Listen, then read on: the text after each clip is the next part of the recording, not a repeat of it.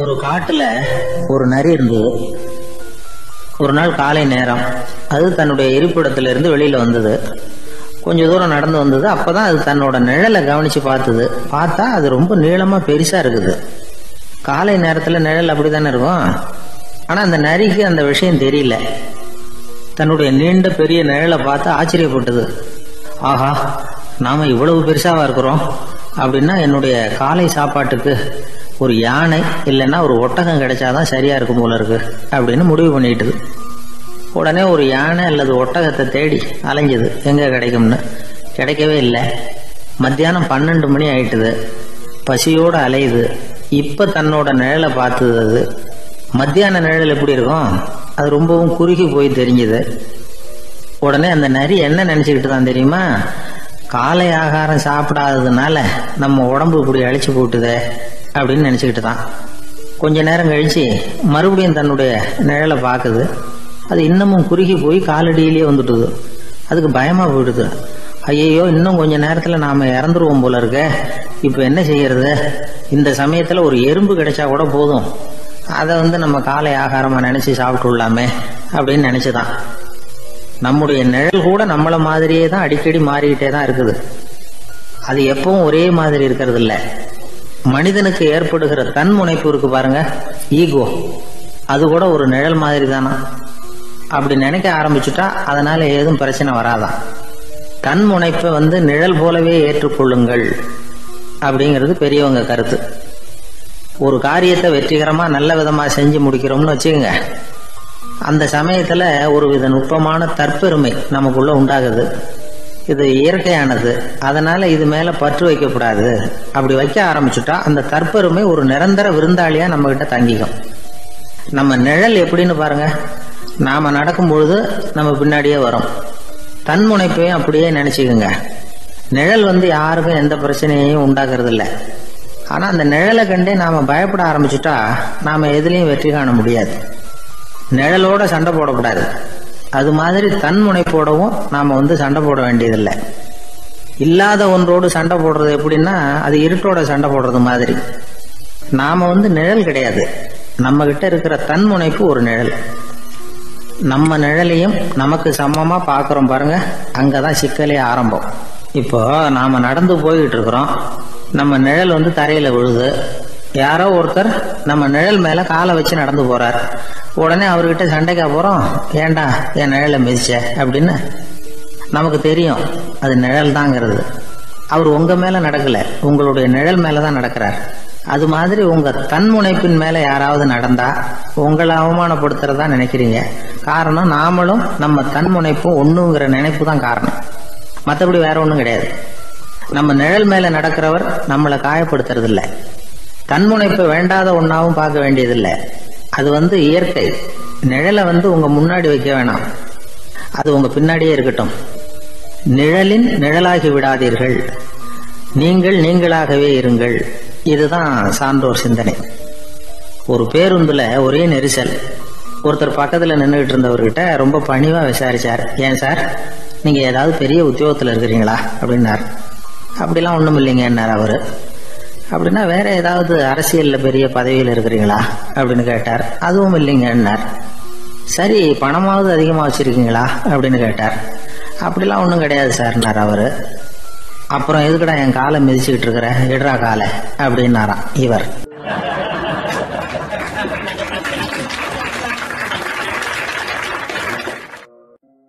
அள்ள அள்ள குறையாதது அட்சய பாத்திரம், அது நமக்கு தெரியும், கேள்விப்பட்டிருக்கிறோம். ஆனா போட போட நிரம்பாத ஒரு பாத்திரம் உண்டு. அது என்ன தெரியுமா? நம்மள பல பேருக்கிட்ட அந்த பாத்திரம் உண்டு. அதுதான் பேராசை அப்படிங்கிற பாத்திரம். அதை நிறைவு செய்யவே முடியாது. பேராசையை பத்தி சுஃபி இலக்கியத்துல ஒரு பிரபலமான கதை உண்டாம். அதை ஒரு பெரியவர் எடுத்து சொல்லியிருக்கிறார். ஒரு மன்னர் நகர்வலம் போயிட்டு இருக்கார். ஒரு பிச்சைக்காரன் மன்னர் எதிரில் வர்றான். பிச்சை போடுங்கிறான். என்னுடைய அமைதியை கெடுக்காதே போங்கிறார் மன்னர். அவன் சிரிக்கிறான். அரசே, உங்களுடைய அமைதி கிடக்கூடிய நிலையில இருந்தா அதுக்கு பேர் அமைதியே கிடையாது அப்படின்னு. ஆனா எதிரில் நிக்கிறது வெறும் பிச்சைக்காரன் இல்ல, யோகி அப்படிங்கறத மன்னர் புரிஞ்சுக்கிட்டார். துறவியே, உங்களுக்கு என்ன வேணும்னாலும் கேளுங்க, கொடுக்கறேன்னாரா. அந்த துறவி மறுபடியும் சிரிக்கிறார். அரசே, உங்களால் முடியாததையெல்லாம் கொடுக்க முடியும்னு சத்தியம் செய்யாதீங்க அப்படின்னார். மன்னருக்கு கோபம் வந்துட்டுது. என்ன இவர் இப்படி சொல்றாரு அப்படின்னு நினைச்சார். நகர்வலத்தை பாதியிலேயே நிறுத்தினார். வாங்க அரண்மனைக்குன்னார். துறவியை அழைச்சிக்கிட்டு அரண்மனைக்கு வந்துட்டார். துறவி தன்கிட்ட இருந்த பிச்சை பாத்திரத்தை நீட்டினார். இது நிறைய எனக்கு பொற்காசுகள் வேணும் அப்படின்னாராம். அவ்வளவுதானா, இது ஒரு பெரிய காரியமா அப்படின்னு கையை தட்டினாராம் மன்னர். ஒரு பெரிய தாம்பாளம் நிறைய பொற்காசுகள் வந்து சேர்ந்தது. அதை அள்ளி போட்டார். போட போட அந்த பிச்சை பாத்திரம் நிரம்பவே இல்லை. பொற்காசுகள் போட போட அவ்வளவையும் உள்ள வாங்கிக்கிட்டே இருக்குது. அரசாங்க கஜானாவே காலி ஆயிட்டுது. மூட்டை மூட்டையா பொற்காசுகளை கொட்டி பார்த்துட்டாங்க. அது முழுங்கிக்கிட்டே இருக்குது. கடைசி வரைக்கும் அந்த பிச்சை பாத்திரம் வந்து நிரம்பவே இல்லை. அரசர்கிட்ட இருந்த கர்வம் போயிட்டுது. அப்படியே பொத்துன்னு துறவி காலில் விழுந்தார். அப்போ அந்த துறவி சொன்னாராம், மன்னா, இந்த பிச்சை பாத்திரத்தை உங்களால மட்டும் இல்ல, வேற யாராலையும் நிரப்ப முடியாது. அதுக்கு என்ன காரணம்னா, இது வந்து சாதாரண பிச்சை பாத்திரம் இல்லை, பேராசைகளோட வாழ்ந்து செத்து போன ஒரு மனிதனின் மண்டை ஓடுது அப்படின்னாராம். பாருங்க, இதுதான் அந்த சுஃபி இலக்கிய கதை. செத்த பிறகும் நிறைவு இல்லைன்னா அது எப்பேற்பட்ட பேராசையா இருக்கும்னு யோசிச்சு பார்த்துங்க. நம்மால ஒருத்தர் கல்யாணம் பண்ணிக்க பொண்ணு பார்த்துக்கிட்டு இருந்தார். அழகு, அறிவு, படிப்பு எதுவும் தேவையில்லை, பணம் மட்டும் இருந்தா போதும் அப்படின்னு பாக்குறவங்க கிட்ட எல்லாம் சொல்லி வச்சார். ரொம்ப நாளைக்கு அப்புறம் ஒரு பணக்காரர் கிடைச்சார். அவரு சொன்னார், இத பாருங்க, எனக்கு 20 வயசுல ஒரு மகள், அவளை நீங்க கல்யாணம் பண்ணிக்கிட்டா 2 லட்சம் பணம் கொடுப்பேன். 25 வயசுல ஒரு பொண்ணு, அவளை கல்யாணம் பண்ணிக்கிட்டா 2.5 லட்சம் தருவேன். 30 வயசுல ஒரு பொண்ணு இருக்கா, அவளை கல்யாணம் பண்ணிக்கிட்டா 3 லட்சம் தருவேன். என்ன சொல்ற அப்படின்னாராம். இவன் கொஞ்ச நேரம் யோசிச்சு பார்த்திருக்கான். அதுக்கப்புறம் மெதுவா அவரை நிமிர்ந்து பார்த்து, ஏன் சார், உங்ககிட்ட 50 வயசுல ஏதாவது பொண்ணு இருக்கா அப்படின்னு கேட்டானா.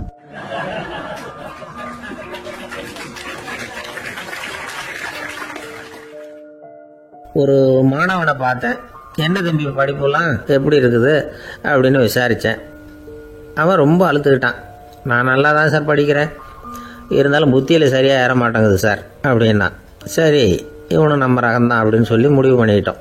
கல்வி கற்கக்கூடிய ஒரு மாணவன் சம்பந்தப்படுற புத்திகள் பல வகை. அதை பற்றி ஒரு பெரியவர் விளக்கி இருக்கிறார். மிருத்து புத்தின்னு ஒன்று இருக்குதான். மிருத்துன்னா மண். மண்ணால் வந்து செவுறு கட்டுறோம்ல, மண் சுவரில் வந்து ஆணி அடிக்கிறதும் சுலபம், அதை பிடுங்கி எடுக்கிறதும் சுலபம். அது மாதிரி சில பேர் குரு சொல்லி கொடுக்கறத சுலபமாக கேட்டு தெரிஞ்சு வச்சுக்குவாங்க, கொஞ்ச நேரத்தில் சுலபமாக மறந்தும் போயிடுவாங்க. இது மிருத்து புத்தின்னு பேர், மண் புத்தி.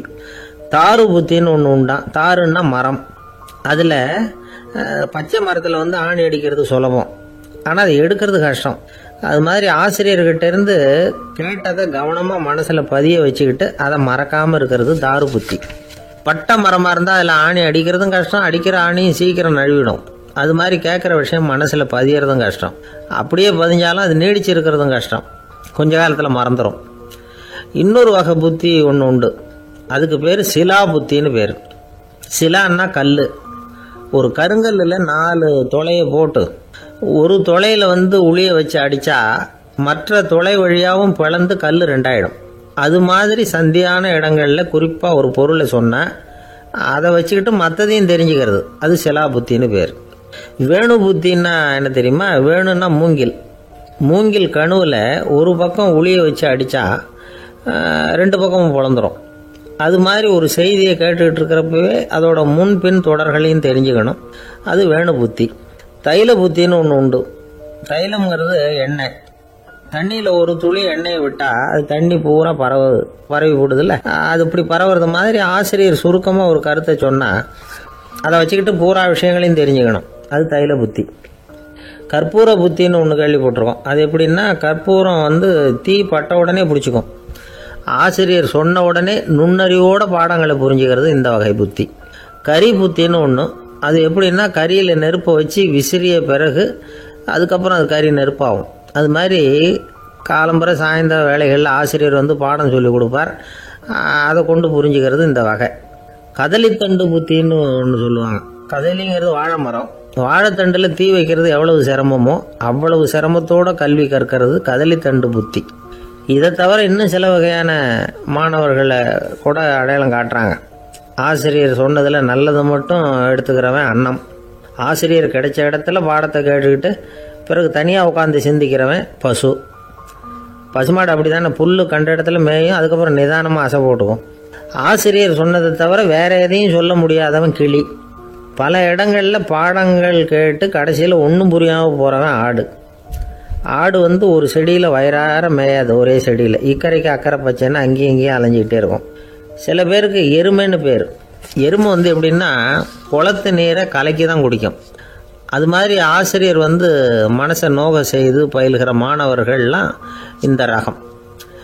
இவ்வளவுலாம் இருந்தாலும் இந்த காலத்து மாணவர்கள்லாம் ஒரு தனி ரகம். ஒரு ஆசிரியர் வகுப்பில் பாடம் நடத்திக்கிட்டு இருந்தார். இலக்கண வகுப்பு. இறந்த காலம், நிகழ்காலம், எதிர்காலம், past tense, present tense, future tense, இதை பற்றிலாம் பாடம் நடத்துகிறார். எல்லாம் சொல்லி கொடுத்துட்டு இப்போ நான் ஒரு வாக்கியம் சொல்லுவேன், அது என்ன காலம் அப்படிங்கிறத நீங்கள் சொல்லணும்னார் ஆசிரியர். சரி, நாங்கள் மாணவர்கள்லாம், நான் நாளைக்கும் பாடம் நடத்த போகிறேன், இது என்ன காலம் அப்படின்னு கேட்டார் ஆசிரியர். அதாவது நான் நாளைக்கும் பாடம் நடத்த போகிறேன், இந்த வாக்கியம் என்ன காலம்னு கேட்டார். ஒரு பையன் மெதுவாக எழுந்திரிச்சு சொன்னான், இது எங்கே போதாத காலம் சார் அப்படின்னு சொல்லிவிட்டு உட்காந்துட்டானா.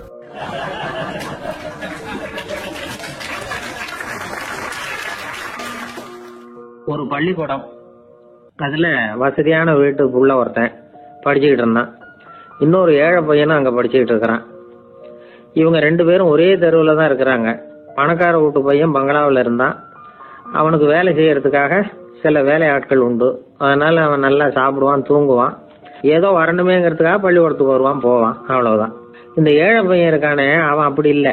காலையில் எழுந்திருப்பான், உடற்பயிற்சி பண்ணுவான், அவங்க வீட்டில் கிடைக்கிற சாதாரண உணவு அதை அளவோடு சாப்பிடுவான், வீட்டில் உள்ள வேலைகளையும் செய்வான், பள்ளிக்கும் தவறாமல் வந்துடுவான். அவனுக்கு கூட பிறந்த சகோதர சகோதரிகள் 8 பேர். எல்லாரும் தன்னம்பிக்கையோடு அவங்க வேலையை செஞ்சுக்கிட்டு இருந்தாங்க. இந்த பையன் எப்பவும் உண்மையை தான் பேசுவான், கடமையை ஒழுங்காக செய்வான். ஆசிரியர்களுக்கு இவனை ரொம்ப பிடிக்கும். அதனால் இவனை அந்த பள்ளிக்கூடத்து மாணவர் தலைவனை ஆக்கியிருந்தாங்க. இது அந்த பெரிய இடத்து பையனுக்கு பிடிக்கல. மாணவர் தலைவனுக்கு பணிஞ்சு போகிறதுக்கும் அவனுக்கு விருப்பம் இல்லை. ஒரு நாள் வகுப்பில் ஆசிரியர் எல்லா மாணவர்களுக்கும் ஒரு வேலை கொடுத்தார். எல்லாரும் அதை சுறுசுறுப்பாக செஞ்சுக்கிட்டு இருக்கிறாங்க. இவன் மட்டும் சோம்பலாக உட்காந்துருக்கிறான். ஆசிரியர் அந்த பக்கமாக வந்தார், இதை பார்த்துட்டார். உடனே மாணவர் தலைவனாக இருக்கிற அந்த ஏழை பையனை கூப்பிட்டார். இந்த பாருப்பா, ஏன் அந்த பையன் இப்படி சும்மா உட்காந்துருக்கிறான், என்னன்னு விசாரிச்சு சொல்லு அப்படின்னு சொல்லிவிட்டு உள்ளே போயிட்டார். இவன் மெதுவாக போய் அவன்கிட்ட விசாரிச்சான், ஏன் இப்படி சோர்ந்து போய் உட்காந்துருக்கிற அப்படின்னு. அவன் ரொம்ப அலட்சியமாக அவனை திரும்பி பார்க்குறான். என்னோட சிரமம் உனக்கு என்ன தெரியும், வீட்டில் என்னுடைய சௌகரியங்களை கவனிக்கிற வேலை ஆட்கள் 2 பேரும் இன்னைக்கு வேலைக்கு வரல, அதனால என்னோட வேலையெல்லாம் நானே கவனிக்கிற மாதிரி ஆயிட்டுது, அதனால சோர்ந்து போயிட்டேன் அப்படின்னு நான். அப்புறம் கேட்டிருக்கான், அது சரி, உன்னுடைய வீட்டில் உன்னுடைய வேலைக்காரங்க வராத போது நீ எப்படி சமாளிக்கிற அப்படின்னு கிண்டலாக கேட்டிருக்கான். அதாவது இவன் ஏழைங்கிறதையும் இவன் வீட்டில் வேலை செய்யறதுக்கு யாரும் இல்லைங்கிறதையும் இப்படி சொல்லி கிண்டல் பண்ணுறான். இந்த ஏழை பையனுக்கு இது புரிஞ்சுது, மனசு வேதனைப்பட்டது. இருந்தாலும் வெளியில காட்டிக்காம சிரிச்சுக்கிட்டே சொன்னானா, எனக்கு அந்த கவலையே கிடையாது, என்னுடைய உதவிக்கு நான் நினைச்ச உடனே என்னுடைய காரியத்தை செய்யறதுக்கு 8 பேர் எப்பவும் தயாரா இருப்பாங்க அப்படின்னு நானு. இவன் இப்படி சொன்னதும் அவனுக்கு ஒரு மாதிரி ஆயிட்டுதான், தலையை குனிஞ்சுக்கிட்டே போயிட்டான். உள்ளே உட்காந்துருந்த ஆசிரியர் காதுல இது விழுந்தது. உடனே இந்த ஏழை பையனை உள்ள கூப்பிட்டு போனாரு, கேட்டாரு, என்னப்பா இப்படி சொல்ற, இவன் பொய் சொல்ல மாட்டாங்கிறது அவருக்கு தெரியும், அவனை சமாளிக்கிறதுக்காக இப்படி ஒரு பொய்யை சொல்லியிருப்பாங்கிறதையும் அவரால் ஏற்றுக்க முடியல. ஏன்பா நீ நினைக்கிற காரியத்தை செய்ய 8 பேர் தயாரா இருக்கிறதா சொன்னிய, உன்னுடைய சகோதர சகோதரிகளை குறிப்பிட்டு அப்படி சொன்னியா அப்படின்னு கேட்டார்.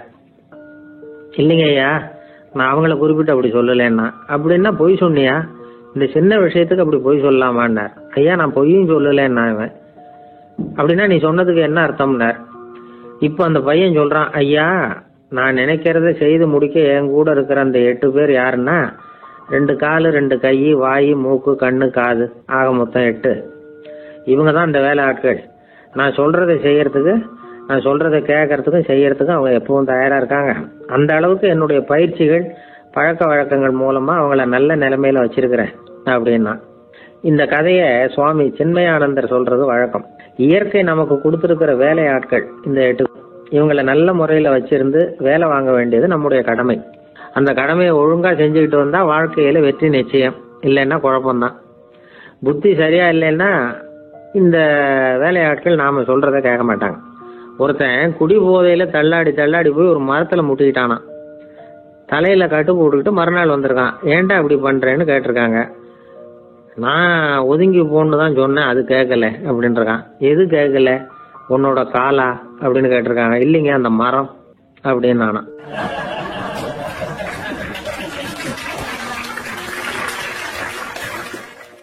அது ஒரு புகைவண்டி நிலையம். அங்க ஒருத்தர் காலார நடந்து வந்துகிட்டு இருந்தார். அவர் தன்னுடைய வீட்டில் உட்காந்து ரொம்ப நேரம் எழுதுவார். எழுதுகிற நேரம் போக மற்ற நேரங்களில் தம்முடைய சொந்த வயல்களில் வேலை பார்ப்பார். அது முடிஞ்சதை என்ன பண்ணுவார்னா பக்கத்தில் இருக்கிற புகைவண்டி நிலையத்துக்கு போவார். அங்கே கொஞ்ச நேரம் அப்படியே காலார நடந்து வருவார். இது அவருடைய அன்றாட வழக்கம். அன்னைக்கு அது மாதிரி தான் அவர் நடந்து வந்துகிட்டு இருக்கிறார். அந்த சமயத்தில் அங்கே நடைமேடையில் ஒரு அம்மையார் நின்றுட்டு இருக்கிறாங்க. இவரை கண்டதும் கையை தட்டி கூப்பிட்டாங்க. இங்கே கொஞ்சம் வர முடியுமா அப்படின்னாங்க. இவர் போனார். என்னங்கன்னு விசாரித்தார். அந்த அம்மையார் விவரம் சொன்னார். ஐயா, நானும் என்னுடைய வீட்டுக்காரரும் இங்கே வந்தோம். அதுவும் நிற்கிதே, அந்த ரயிலில் ஏறி ஊருக்கு போகணும். என்னுடைய வீட்டுக்காரர் அதுவும் அந்த உணவு விடுதிக்கு போயிருக்கார், இன்னும் வரல. அவர் வர்றதுக்குள்ளே ரயில் புறப்பட்டுரும் போல இருக்கு. நீங்கள் ஓடி போய் அவரை அழைச்சிக்கிட்டு வர முடியுமா அப்படின்னு கேட்டாங்க. சரின்னாரு இவர். உடனே அந்த அம்மா தன்னுடைய கணவர் எப்படி இருப்பார் அப்படிங்கிற அடையாளங்களை கொஞ்சம் சொல்லி அனுப்புனாங்க. போய் தேடிட்டு இருக்க வேண்டாமேங்கிறதுக்காக. பார்க்கறதுக்கு எப்படி இருப்பார், இந்த மாதிரி ஆடை அணிஞ்சிருப்பார் அப்படின்னு விவரமாக சொன்னாங்க. அதை அவர் கவனமாக கேட்டுக்கிட்டார். நீங்கள் போய் அழைச்சிட்டு வாங்க, வந்த உடனே உங்களுக்கு உண்டான கூலியையும் கையோட கொடுத்து விட்றேன் அப்படின்னாங்க அந்த அம்மா. இவர் போனார். அந்த அம்மா சொன்ன அடையாளங்களை வச்சு அவர் வீட்டுக்காரரை கையோட கூட்டிகிட்டு வந்துட்டார். கொண்டுட்டு வந்து அந்த அம்மா கிட்ட ஒப்படைச்சார். உடனே அவரும் ஏற்கனவே சொன்ன பிரகாரம் அவருக்கான கூலி பணத்தையும் கொடுத்தாங்க. அவரும் எதுவும் மறுப்பு சொல்லாமல் அதை வாங்கிக்கிட்டார். வாங்கிக்கிட்டு திரும்பினார். அந்த சமயத்தில் எதிரில் வந்த ஒருத்தர் அவர் அடையாளம் கண்டுபிடிச்சிக்கிட்டார். அவங்க ரெண்டு பேரும் பேசிக்கிறது இவங்க காதில் விழுந்தது. அப்போதான் இவங்களுக்கு அது புரிஞ்சுது. இவங்க கிட்ட கூலி வாங்கினவர் யாருன்னா அவர் தான் பேரறிஞர் லியோ டால்ஸ்டாய் அப்படிங்கிறது புரிஞ்சுது. அவங்க ரெண்டு பேரும் பேசிக்கிறத வச்சு ரஷ்ய நாட்டின் மிகப்பெரிய ஞானி லியோ டால்ஸ்டாய், சோவியத் நாட்டின் ஈடு இணையற்ற இலக்கிய மேதை. இது தெரிஞ்ச உடனே அந்த அம்மா அவர்கிட்ட ஓடினாங்க. ஐயா, உங்களுக்காக நான் கூலி கொடுத்தேன், நான் பெரிய தவறு பண்ணிவிட்டேன் அப்படின்னு சொல்லி வருத்தப்பட்டாங்க. பரவாயில்ல, ஆனால் நீங்கள் எனக்கு கொடுத்த கூலி பணத்தை நான் திருப்பி கொடுக்க மாட்டேன். ஏன் தெரியுமா? அது நான் உழைச்சி பெற்ற தொகை அப்படின்னார். யாருக்குமே அதிக மகிழ்ச்சியை தரக்கூடிய பணம் எதுன்னு கேட்டால் அது அவங்க உழைப்புக்கு ஊதியமாக கிடைக்கிற பணம் தான். நம்ம ஆட்கள் சில பேருக்கு உழைக்காம கிடைக்கிற தீய வழியில் வருகிற பணம் கூட மகிழ்ச்சியை கொடுக்கும். ஒரு பெரிய தொழிற்சாலை, அதோட முதலாளி கடுமையான ஒரு கட்டுப்பாடு விதிச்சிருந்தார். அது என்ன கட்டுப்பாடுன்னா, இந்த தொழிற்சாலைக்கு உள்ள யாரும் சிகரெட் பிடிக்கக்கூடாது அப்படிங்கிறது தான். ஒரு நாள் இந்த முதலாளி தன்னுடைய தொழிற்சாலையை சுற்றி பார்த்துக்கிட்டு வரார். அப்போ ஒரு இளைஞன் உள்ள சிகரெட் பிடிச்சிக்கிட்டு இருந்தான். அதை பார்த்து விடுறார். அவ்வளவுதான், அவருக்கு கோபம் வந்துட்டுது. உடனே உதவியாளரை கூப்பிட்டார். அதோ பாரு, அந்த சிகரெட் பிடிச்சிக்கிட்டு இருக்கிறானே, அவன் கணக்கை முடிச்சு வெளியில் அனுப்பி வச்சிரு அப்படின்னு உத்தரவு போட்டார். அது பிரகாரம் உடனே அவனை அழைச்சிட்டு போய் கணக்கு பார்த்து சம்பள பாக்கி அப்புறம் உதவித்தொகை எல்லாத்தையும் மொத்தமாக கையில் கொடுத்து வெளியில் அனுப்பி வச்சுட்டாங்க. அவன் பணத்தோடு வெளியில் வந்தான். ஏதோ யோசனை பண்ணபடியே நின்றுக்கிட்டு இருந்தான். அவன் என்னப்பா யோசிக்கிற அப்படின்னாரு எதிரில் வந்தவர். இவன் சொன்னான், ஒன்றும் இல்லை, என்னோட நண்பன் ஒருத்தனை பார்க்கறதுக்காக உள்ளே போனேன். பேர் என்னன்னு கேட்டுட்டு ஒரு 50,000 ரூபா பணத்தையும் கொடுத்து வெளியில் அனுப்பி வச்சுட்டாங்க. அதுதான் ஏன்னு புரியல, யோசனை பண்ணிக்கிட்டு இருக்கிறேன் அப்படின்னு நானா இவன். அதனால் நாம் உழைச்சி சம்பாதிக்கிற பணம் தான் உயர்வு, சும்மா வர்ற பணம்லாம் மகிழ்ச்சியை தராது அப்படிங்கிறத புரிஞ்சுக்கணும். அப்பேற்பட்ட ஞானி ரஷ்ய மேதை அவர் பாருங்க, அந்த பணத்தை வாங்கின பணத்தை திருப்பி கொடுக்க மாட்டேன்னு விட்டார். ஏன்னா அது உழைத்து பெற்ற தொகை, அதை நான் கொடுக்க மாட்டேன்னார். அதனால நமக்கு செல்வம் சேர்க்கறது பெருசு இல்லை, அந்த சேருகிற செல்வம் நமக்கு மகிழ்ச்சியை கொடுக்கணும். அதுக்கு என்ன வழின்னா நாம் உழைத்து சம்பாதிக்கணும் அப்படிங்கிறத அதிலிருந்து புரிஞ்சுக்க வேண்டியது ரொம்ப அவசியம். அதனால் உழைப்போம் உயர்வோம், இதுதான் வெற்றியின் ரகசியம்.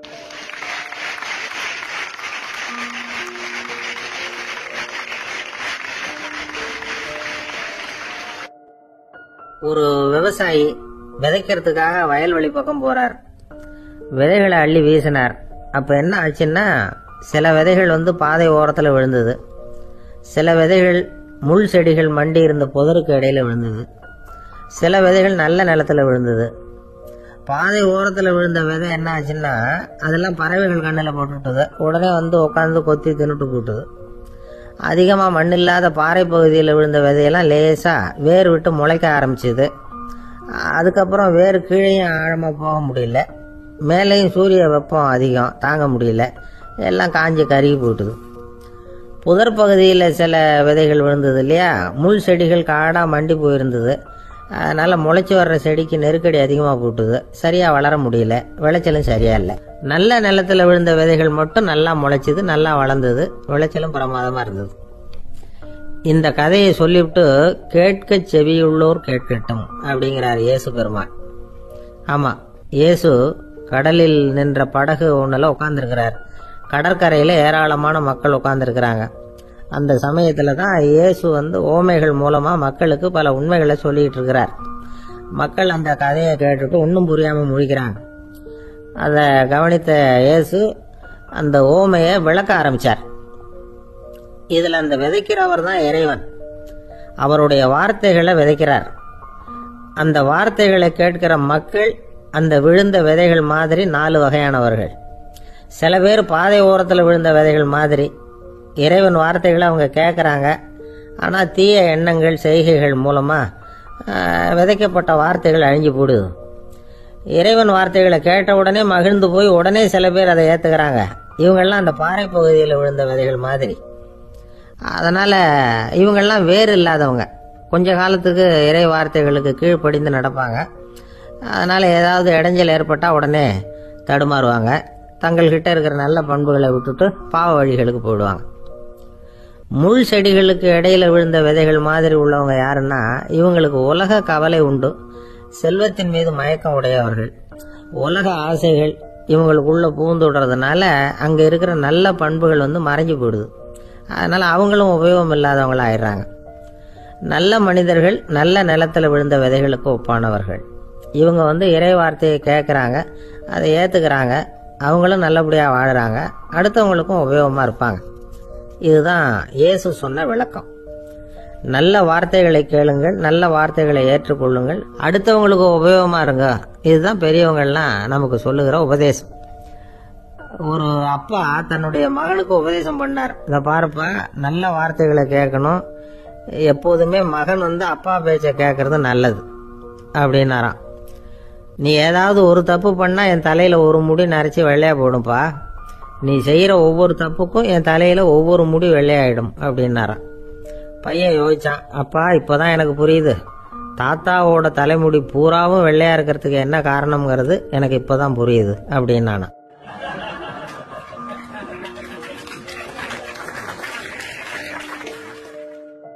ஜெருசலேம், அங்க உள்ள ஒரு தேவாலயம், அதுல உள்ள பலிபீடத்தின் முன்னாடி ஒரு பெட்டி உண்டு. அது காணிக்கை பெட்டி. ஆலயத்துக்கு வர்றவங்க பிரார்த்தனை பண்ணிவிட்டு திரும்பி போற சமயத்துல அந்த பெட்டியில காணிக்கை போடுவாங்க. அவங்களால எவ்வளவு முடியுமோ அவ்வளவு போடுறது வழக்கம். அவங்க வசதிக்கு தகுந்த மாதிரி போடுவாங்க. வசதி உள்ளவங்களா இருந்தாலும் சரி, வசதியே இல்லாத வறியவர்களா இருந்தாலும் சரி, ஆலய காணிக்கை பெட்டியில காசு போடுறது அவங்களுக்கு ரொம்ப பெருமையான ஒரு செயல். ஒரு சமயம் இயேசு தம்முடைய சீடர்களோட அந்த ஆலயத்துக்கு வர்றார். அங்க உட்காந்து ரொம்ப நேரம் வழிபாடு பண்ணிட்டு இருக்கிறார். சீடர்களும் அந்த ஜபத்துல கலந்துகிட்டாங்க. வழிபாடு முடிஞ்சது. இயேசு உட்கார்ந்து இருக்கிறார். காணிக்கை பெட்டியில காசு போடுறவங்களை கவனிக்கிறார். சீடர்களும் அதையே கவனிச்சுக்கிட்டு இருக்கிறாங்க. ரொம்ப பேர் வரிசையா வந்தாங்க. அவங்களால முடிஞ்ச அளவுக்கு காசு போட்டுட்டு அவங்க பாட்டுக்கு போய்கிட்டு இருக்கிறாங்க. வசதியானவங்க நிறைய பேர் வந்தாங்க. அதுக்கு மத்தியில வயசான ஒரு அம்மா, அவங்களும் காசு போட்டுட்டு போறாங்க. இப்போ இயேசு தன்னுடைய சீடர்கள் பக்கம் திரும்பினார். ஒரு கேள்வி கேட்டார். இப்போ இந்த காணிக்கை பெட்டியில நிறைய பேர் வந்து காசு போட்டுட்டு போறத நீங்க கவனிச்சீங்க. இன்னைக்கு இந்த காணிக்கை பெட்டியில ரொம்பவும் அதிகமா காசு போட்டது யார் அப்படின்னு கேட்டார். முதல்ல வந்தார ஒரு பெரிய மனுஷன், அவர் தான் அதிகமா போட்டார் அப்படின்னாரு ஒருத்தர். மூணாவதா வந்தவர் தான் அதிகமா போட்டார், நான் கவனிச்சேன் அப்படின்னாரு இன்னொருத்தர்.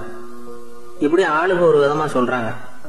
கடைசியா இயேசு சொன்னாராம், இன்றைக்கு அந்த பெட்டியில அதிகமா காசு போட்டவங்க அந்த வயசான அம்மா தான் அப்படின்னாராம். சீடர்களுக்கு ஒன்றும் புரியல. அந்த அம்மா ரொம்பவும் ஏழையாச்சே, அவங்க எப்படி அதிகமா காணிக்கை செலுத்த முடியும் அப்படிங்கறது அவங்க சந்தேகம். இயேசு விளக்குனார். நிறைய பேர் வந்தாங்க, நிறையவே காசுகள் போட்டாங்க, அது உண்மைதான். ஆனால் அந்த அம்மா என்ன பண்ணாங்க கவனிச்சிங்களா? வந்தாங்க, தன்னுடைய காசு பைய திறந்தாங்க, அப்படியே கொட்டுனாங்க. அதுல இருந்தது 2 காசுகள் தான். அந்த 2 காசும் காணிக்கை பெட்டியில விழுந்துட்டுது. மற்றவங்க எல்லாம் தங்கள்கிட்ட இருந்த செல்வத்தின் ஒரு சிறு பகுதியை எடுத்து பெட்டியில போட்டாங்க. ஆனா இந்த அம்மா தன்கிட்ட என்ன இருந்ததோ அதை அப்படியே போட்டுட்டாங்க. தன்னுடைய பிழைப்புக்காக வச்சிருந்த அவ்வளவையும் இழக்கிறதுக்கு தயாராயிட்டாங்க. அவ்வளவு தாராள மனசு அவங்களுக்கு. அதனால அவங்க செலுத்தின காணிக்கை தான் அளவுல அதிகம் அப்படின்னார். விலை மதிப்பில்லாத முத்து புதையல் ஒருத்தனுக்கு கிடைக்க போகுதுன்னு வச்சுக்கோங்க. அதன் மதிப்பை உணர்ந்தவன் என்ன பண்ணுவான்? அதை அடையறதுக்காக தன்கிட்ட இருக்கிற எதையும் கொடுக்கறதுக்கு தயாரா இருப்பான் இல்லையா? அது மாதிரிதான் இதுவும் அப்படின்னார். உலக மதிப்பீடுகளை துரும்பா தோசியா மதிச்சு அதையெல்லாம் உதறி விடுகிறவன் இறையருள் அப்படிங்கிற இணையில்லாத செல்வத்தை பெறுகிறான் அப்படிங்கிறது இதுல உள்ள கருத்து. இறைவனுக்காக இழப்பதுன்னா துன்பப்படுகிறவர்களுக்காக, ஏழைகளுக்காக, ஏதுமற்றவர்களுக்காக இழப்பது அப்படின்னு அர்த்தம். உங்கள் அயலானுக்கு நீங்கள் என்ன உதவி செய்தாலும் அதை எனக்கே செய்கிறீர்கள் அப்படின்னு இயேசு சொல்லியிருக்கிறார். அடுத்தவங்களுக்கு உதவணுங்கிற குணம் இன்னைக்கு ரொம்ப குறைஞ்சு போச்சு. ஒருத்தன் வாழைப்பழத்தோல் வழுக்கி கீழே விழுந்துட்டான். பக்கத்துல இருந்த நண்பன் உடனே அவனை தூக்கிட்டு போய் ஆஸ்பத்திரியில சேர்த்துட்டான். அதுக்கப்புறம் சொன்னான், நீ அந்த வாழைப்பழத்தோல்ல காலை வைக்க போறத முன்னாடியே நான் கவனிச்சுட்டேன் அப்படின்னு நானா. அப்படின்னா அப்பவே நீ எனக்கு உதவி செஞ்சிருக்கலாமே அப்படின்னு நானா அவன். நான் டாக்டருக்கு உதவலாம்னு நினைச்சுட்டேன் அப்படின்னா இவன்.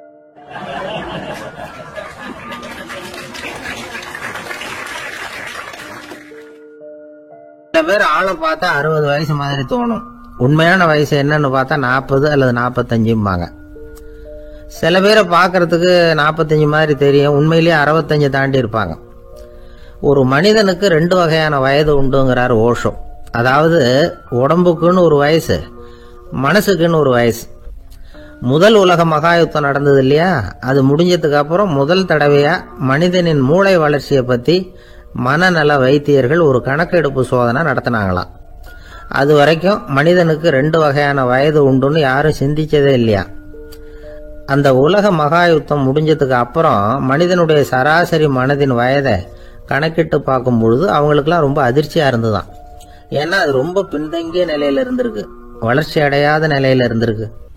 அவங்க கண்டுபிடிச்ச பிரகாரம் அப்போ மனசோட சராசரி வயசு என்ன தெரியுமா? 14. அப்படின்னா பாத்துங்க, உடல் ரீதியா ஒருத்தரோட வயசு 70 கூட இருக்கலாம், ஆனா மனசோட வயசு 14 தான். இதுக்கு நேர்மாறா அமைஞ்சு போச்சுன்னு வச்சுங்க. அதாவது ஒருத்தருக்கு உண்மையிலேயே 14 வயசு, அதாவது உடலோட வயசு 14, அவரோட மனசின் வயசு 70ன்னு வச்சுக்கோங்க. இப்படி அமைஞ்சுட்டுதுன்னா அவர் சீக்கிரம் ஞானத்தன்மை அடைஞ்சிருவார் அப்படின்னு அர்த்தம். இப்ப நமக்கெல்லாம் உடம்போட வயசு மனசோட வயசு 2 ஒன்னா இருந்துட்டா அதுவே போதும், அதுவே பெரிய விஷயம். இப்ப எமர்சன் கிட்ட போய் ஒருத்தர் கேட்டாராம், உங்க வயசு என்ன அப்படின்னு. அவர் உடனே பதில் சொல்லியிருக்கார், 360 வருஷம் அப்படின்னாராம். கேட்டவர் குழம்பி போயிட்டார். அவர் என்ன சொல்றாரு, 360 வயசா? என்ன நம்ம காதல தான் சரியா விழலையா? எமர்சன் எப்பவும் உண்மையை பேசுற ஒரு சிறந்த அறிவாளி, அவர் இப்படிலாம் பொய் சொல்ல மாட்டாரே அப்படின்னு ஒரு யோசனை பண்ணிக்கிட்டே இவர் மறுபடியும் அவர் கிட்ட போனாராம். ஐயா, நீங்க சொன்னது சரியா என் காதல விழல, அதனால மறுபடியும் கேட்கிறேன், உங்க வயசு என்ன அப்படின்னாராம். எமர்சன் மறுபடியும் சொல்லியிருக்கிறார், 360 வருஷம்னு. வந்தவருக்கு உண்மையிலேயே அதிர்ச்சியா போட்டுது. அதுக்கப்புறம் மெதுவா ஆரம்பிச்சாராம், ஐயா நீங்க சொல்றதை என்னால ஏத்துக்க முடியாது. எப்படி பார்த்தாலும் இப்போ உங்களுக்கு வயசு ஒரு 60க்கு மேல இருக்காதுன்னு நினைக்கிறேன் அப்படின்னாராம். நீங்க சொல்றது சரிதான், அது என் உடம்போட வயசுன்னாராம் எமர்சன். அப்படின்னா ஏற்கனவே நீங்க சொன்னது அப்படின்னு கேட்டிருக்காரு. அது என் மனசோட வயசு அப்படின்னாராம். நம்மளை பொறுத்த வரைக்கும் அறிவு தூசு படிஞ்சிருக்கு, அது மாதிரியே அன்பும் மாசுபட்டிருக்கு. இது ரெண்டையும் சுத்தம் பண்ண வேண்டியிருக்குது. அப்போதான் நாம் சரியான வயசில் வாழ முடியும். ஒரு ஆசாமி இருக்கிறார். அவருக்கு உடம்போட வயசு அதிகம், மனசோட வயசு ரொம்ப குறைச்சல், குழந்தை மாதிரி. அவர் ஒரு ஆஸ்பத்திரியில் படுத்திருக்கிறார். நர்சம்மா எல்லாருக்கும் மருந்து கொடுத்துட்டு போகிறாங்க. கொஞ்ச நேரம் கழித்து திரும்பி வந்தாங்க. அப்போ இவர் அந்த அம்மாவை கூப்பிட்டு சொல்கிறார், இதை பாருங்க சிஸ்டர், நீங்கள் எல்லாருக்கும் சின்ன சின்ன மாத்திரையாக கொடுத்துட்டு எனக்கு மட்டும் நீளமான மாத்திரையாக கொடுத்துட்டீங்க. முழுங்கிறதுக்கு ரொம்ப கஷ்டமாக போச்சு. இனிமேல் எனக்கும் சின்ன மாத்திரையாக கொடுங்க சிஸ்டர் அப்படின்னாராம். அந்த அம்மா உடனே அதிர்ச்சியாகி தலையில் அடிச்சுக்கிட்டாங்களாம். நான் கஷ்டப்பட்டு மாத்திரையை முழுங்கினத்துக்கு நீங்கள் ஏமா தலையில் தட்டிக்கிறீங்க அப்படின்னு கேட்டிருக்காரு இவர். இதுக்கு அவங்க சொல்லியிருக்கிறாங்க, நான் உங்களுக்கு கொடுத்துட்டு போனது மாத்திரை இல்லைங்க, அது தெர்மாமீட்டர் அப்படின்னாங்களாம்.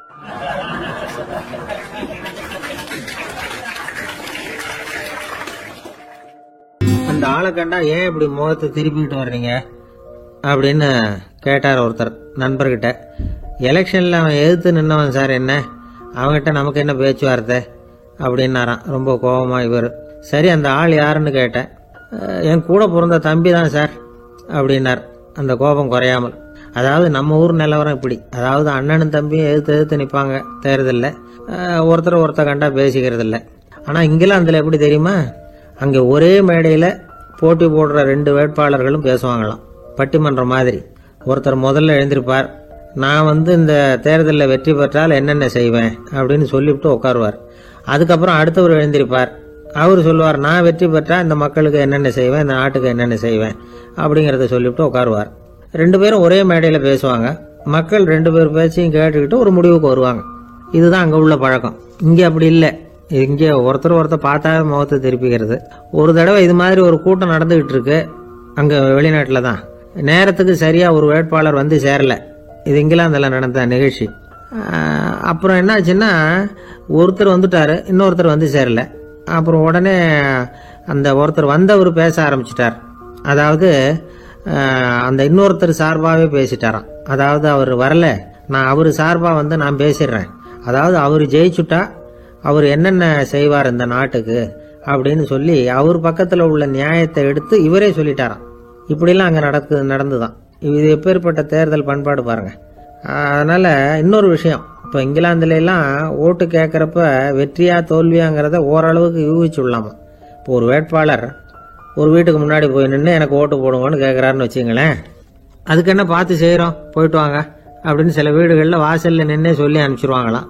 வேற சில வீடுகளில் எப்படின்னா, வேட்பாளரை வீட்டுக்குள்ளே கூப்பிட்டு காபி சாப்பிட சொல்லி உபசரித்து அதுக்கப்புறம் அனுப்பி வைக்கிறது வழக்கமா. இதில் எந்த வீட்டு ஓட்டு நிச்சயம் தெரியுமா? வாசலில் நின்னே வழி அனுப்பி வச்சுடுறாங்க பாருங்க, அவங்க ஓட்டு நிச்சயம். உள்ள கூப்பிட்டு காப்பி கொடுத்து அனுப்புறாங்க பாருங்க, அவங்க ஓட்டு நிச்சயம் இல்லையா. சரி, அப்புறம் ஏன் அந்த உபசரிப்பு அப்படின்னு கேட்டா அதுக்கு ஒரு காரணத்தை சொல்றாங்க. அதாவது அது ஒரு அனுதாபத்தை தெரிவிக்கிற முறையா. ஐயோ பாவம், நாம இவருக்கு ஓட்டு தான் போட போறதில்ல, எதையாவது செய்வோம், காப்பியாவது சாப்பிட்டு போட்டோம் அப்படிங்கிற எண்ணமா. இப்படி அந்த ஒரு பழக்கம். ஆக அந்த ஊர்ல நிறைய காப்பி சாப்பிடணும்னு ஒருத்தர் ஆசைப்பட்டா தேர்தலில் தோத்து போறதுக்கு தயாரா இருக்கணும்.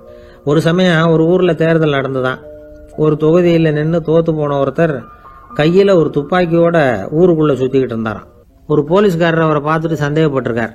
அதனால அவரை தடுத்து நிறுத்தி, என்ன இது துப்பாக்கியோட சுத்துறீங்களேன்னு விசாரிச்சிருக்கார். இதுக்கு அவர் சொன்னாராம், சார், இந்த தொகுதியில மொத்தம் 1,00,000 வாக்காளர்கள், அதுல எனக்கு 10,000 பேர் மட்டும்தான் எனக்கு ஓட்டு போட்டிருக்கிறாங்க.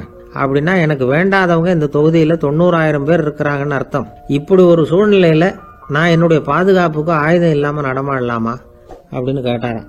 எவ்வளவு எச்சரிக்கை பாருங்க. நம்ம ஊர்ல சில பேர் ஓட்டு கேட்கிற விதமே தனி. ஒருத்தர் ரொம்ப சாமர்த்தியமா ஓட்டு கேட்பாராம். அவர் எப்படின்னா, ஒரு வீட்டுக்கு போறாருன்னு வச்சுங்களேன், அந்த நேரம் அந்த வீட்டுக்காரரு என்ன செஞ்சுக்கிட்டு இருக்கிறாரோ அதே வேலையை இவரும் கொஞ்ச நேரம் செய்வாராம், அவருக்கு ஒத்தாசையா. அதுக்கப்புறம் மெதுவா பேச்சு கொடுப்பார், ஓட்டு கேட்பார், இது மாதிரி எலெக்ஷன்ல நிக்கிறேன் கவனிக்கணும்னு. அது மாதிரி ஒரு தடவை அவர் போனப்ப அங்க அவர் என்ன பண்ணிட்டு இருக்காரு, வீட்டுக்கு பின்னாடி மாட்டு கொட்டையில பால் கறந்துகிட்டு இருக்காரு ஒரு பசுமாட்டுக்கிட்ட. அந்த வீட்டுல இவர் ஓட்டு கேட்க போனவர் இவர் ஓடி போய் இன்னொரு சொம்பை எடுத்துக்கிட்டு அதே மாட்டுக்கு இன்னொரு பக்கம் போய் உட்காந்துக்கிட்டு இவரும் பால் கறக்க ஆரம்பிச்சிட்டார். எதிர உட்காந்துட்டு இருக்காரு அவரு, இவர் இந்த பக்கம் உட்காந்துருக்காரு. கீழே கொஞ்சம் குனிஞ்சு பார்த்தா ஒருத்தர் முகத்தை ஒருத்தர் பார்க்கலாம். கொஞ்ச நேரம் ஆனதுக்கு அப்புறம் இவர் மெதுவா அவர்கிட்ட பேச்சு கொடுத்தாராம். இது மாதிரி நான் எலெக்ஷனில் நிற்கிறேன், நீங்கள் ஓட்டு போடணும், அதுக்காக தான் வந்தேன்னாராம். அது முடியாதுங்களேன்னாராம் அவர். ஏன்னு கேட்டிருக்கார். நான் இந்த வீட்டுக்காரன் இல்லை, நானும் உன்ன மாதிரி ஓட்டு கேட்க வந்தவன் தான் அப்படின்னாராம் அவர்.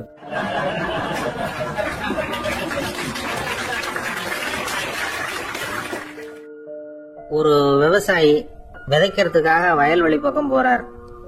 விதைகளை அள்ளி வீசினார். அப்ப என்ன ஆச்சுன்னா, சில விதைகள் பாதை ஓரத்துல விழுந்தது, சில விதைகள் முள் செடிகள் மண்டி இருந்த புதருக்கு இடையில விழுந்தது, சில விதைகள் நல்ல நிலத்துல விழுந்தது. பாதை ஓரத்துல விழுந்த விதை என்ன ஆச்சுன்னா, அதெல்லாம் பறவைகள் கண்ணில் போட்டுட்டுது. உடனே உட்காந்து கொத்தி தின்னுட்டு போட்டுது. அதிகமா மண் இல்லாத பாறை பகுதியில் விழுந்த விதையெல்லாம் லேசா வேர் விட்டு முளைக்க ஆரம்பிச்சுது. அதுக்கப்புறம் வேறு கீழேயும் ஆழமா போக முடியல, மேலேயும் சூரிய வெப்பம் அதிகம் தாங்க முடியல, எல்லாம் காஞ்சி கருகி போட்டுது. புதர் பகுதியில் சில விதைகள் விழுந்தது இல்லையா, முள் செடிகள் காடா மண்டி போயிருந்தது.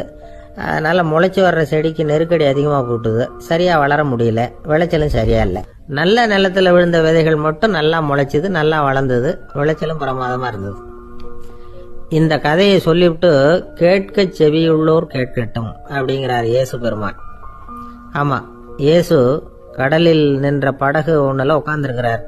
கடற்கரையில ஏராளமான மக்கள் உட்கார்ந்துருக்கிறாங்க. அந்த சமயத்துல தான் இயேசு ஓமைகள் மூலமா மக்களுக்கு பல உண்மைகளை சொல்லிட்டு இருக்கிறார். மக்கள் அந்த கதையை கேட்டுட்டு ஒன்னும் புரியாம முழிக்கிறாங்க. அதை கவனித்த இயேசு அந்த ஓமையை விளக்க ஆரம்பிச்சார். இதுல அந்த விதைக்கிறவர் தான் இறைவன். அவருடைய வார்த்தைகளை விதைக்கிறார்.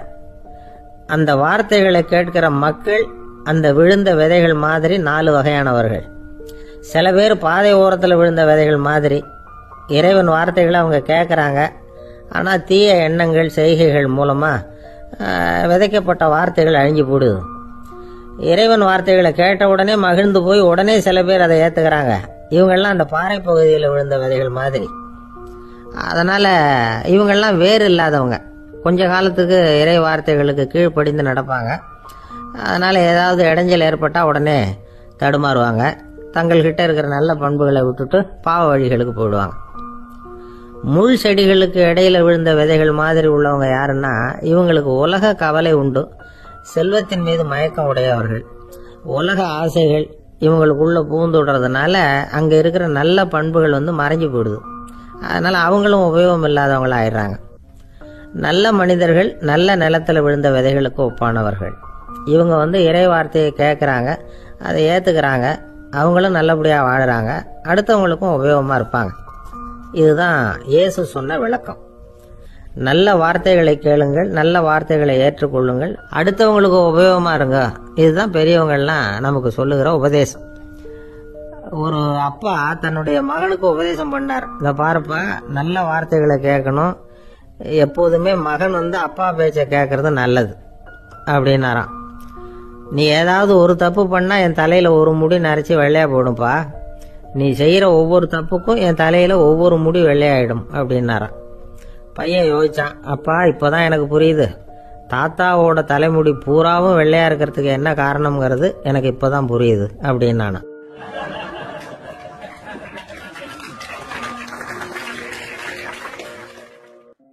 ஜெருசலேம் அங்க உள்ள ஒரு தேவாலயம்.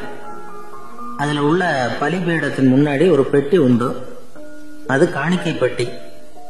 ஆலயத்துக்கு வர்றவங்க பிரார்த்தனை பண்ணி விட்டு திரும்பி போற சமயத்துல அந்த பெட்டியில காணிக்கை போடுவாங்க. அவங்களால எவ்வளவு முடியுமோ அவ்வளவு போடுறது வழக்கம். அவங்க வசதிக்கு தகுந்த மாதிரி போடுவாங்க. வசதி உள்ளவங்களா இருந்தாலும் சரி, வசதியே இல்லாத வறியவர்களா இருந்தாலும் சரி, ஆலய காணிக்கை பெட்டியில காசு போடுறது அவங்களுக்கு ரொம்ப பெருமையான ஒரு செயல். ஒரு சமயம் இயேசு தம்முடைய சீடர்களோட அந்த ஆலயத்துக்கு வர்றார். அங்க உட்காந்து ரொம்ப நேரம் வழிபாடு பண்ணிட்டு இருக்கிறார். சீடர்களும் அந்த ஜபத்துல கலந்துகிட்டாங்க. வழிபாடு முடிஞ்சது.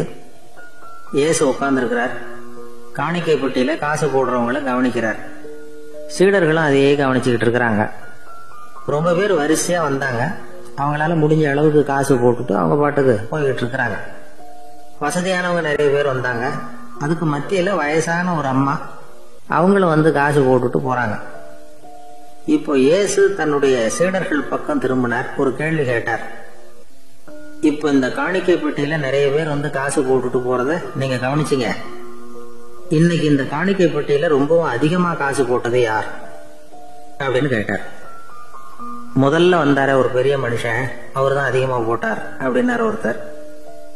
மூணாவதா வந்தவர் தான் அதிகமா போட்டார், நான் கவனிச்சேன் அப்படின்னாரு இன்னொருத்தர். இப்படி ஆளுக்கு ஒரு விதமா சொல்றாங்க.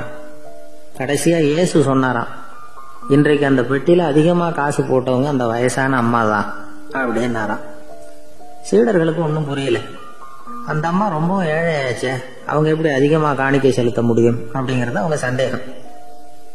இயேசு விளக்குனார். நிறைய பேர் வந்தாங்க, நிறையவே காசுகள் போட்டாங்க, அது உண்மைதான். ஆனால் அந்த அம்மா என்ன பண்ணாங்க கவனிச்சிங்களா? வந்தாங்க, தன்னுடைய காசு பைய திறந்தாங்க, அப்படியே கொட்டுனாங்க. அதுல இருந்தது 2 காசுகள் தான். அந்த 2 காசும் காணிக்கை பெட்டியில விழுந்துட்டுது. மற்றவங்க எல்லாம் தங்கள்கிட்ட இருந்த செல்வத்தின் ஒரு சிறு பகுதியை எடுத்து பெட்டியில போட்டாங்க. ஆனா இந்த அம்மா தன்கிட்ட என்ன இருந்ததோ அதை அப்படியே போட்டுட்டாங்க. தன்னுடைய பிழைப்புக்காக வச்சிருந்த அவ்வளவையும் இழக்கிறதுக்கு தயாராயிட்டாங்க. அவ்வளவு தாராள மனசு அவங்களுக்கு. அதனால அவங்க செலுத்தின காணிக்கை தான் அளவுல அதிகம் அப்படின்னார்.